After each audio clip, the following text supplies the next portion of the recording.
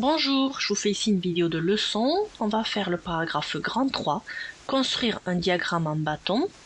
Il s'agit d'un paragraphe issu du chapitre Traitement et représentation de données. On va le faire sur un exemple.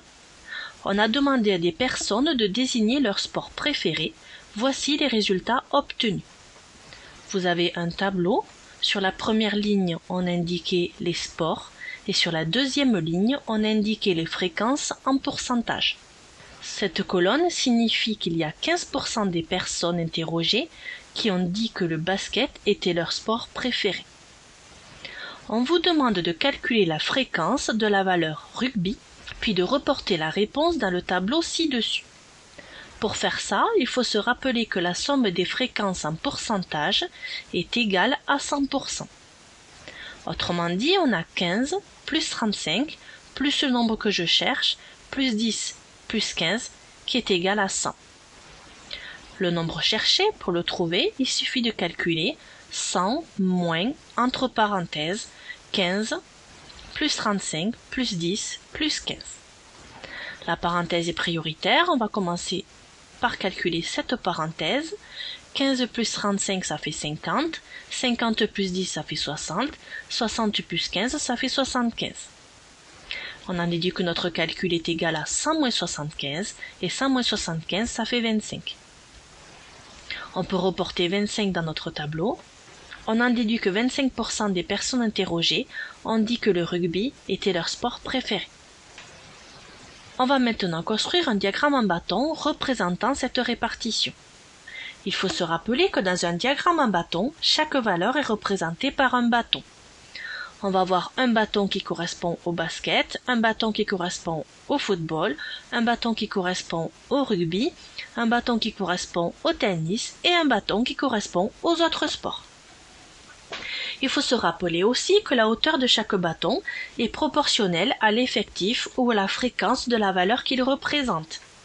Ici, notre tableau nous donne des fréquences. Cela signifie que dans notre diagramme, la hauteur de chaque bâton va être proportionnelle à la fréquence de la valeur sport qu'il représente.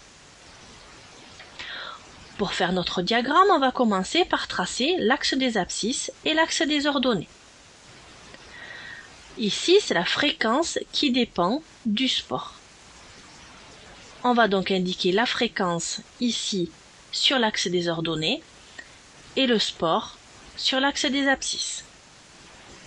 On va maintenant graduer l'axe des ordonnées. On regarde les nombres qui sont dans le tableau. Tous les nombres sont dans la table de 5. Et le nombre le plus grand, c'est 35. On peut par exemple choisir de graduer l'axe des ordonnées de 55 jusqu'à 35. On va maintenant tracer le rectangle ou le bâton qui correspond au basket. Le nombre qui correspond au basket, c'est 15, c'est 15%. On va donc tracer un bâton de hauteur 15. Il va monter jusque là. Voici mon premier bâton. J'ai choisi de tracer un premier bâton de largeur 1 carreau. Le premier bâton étant de largeur 1 carreau, je vais devoir tracer les 5 bâtons de même largeur, autrement dit 1 carreau.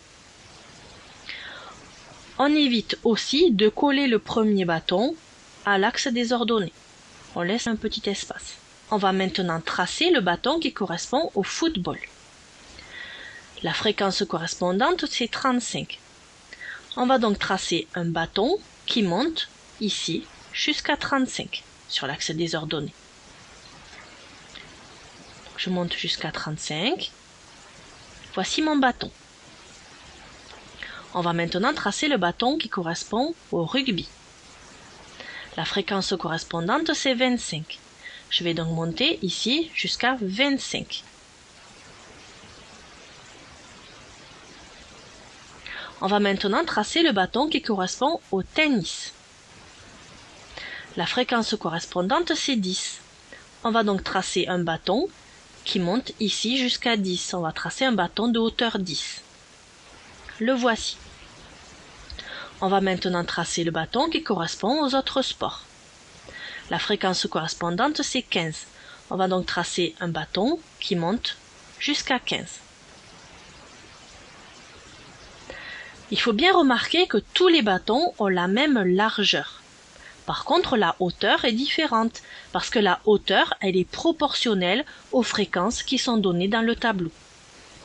Autre remarque aussi, l'écart entre chaque bâton est le même. Ici, il y a 2 carreaux, 2 carreaux, 2 carreaux et encore 2 carreaux. Il ne nous reste plus qu'à choisir un titre pour terminer notre diagramme.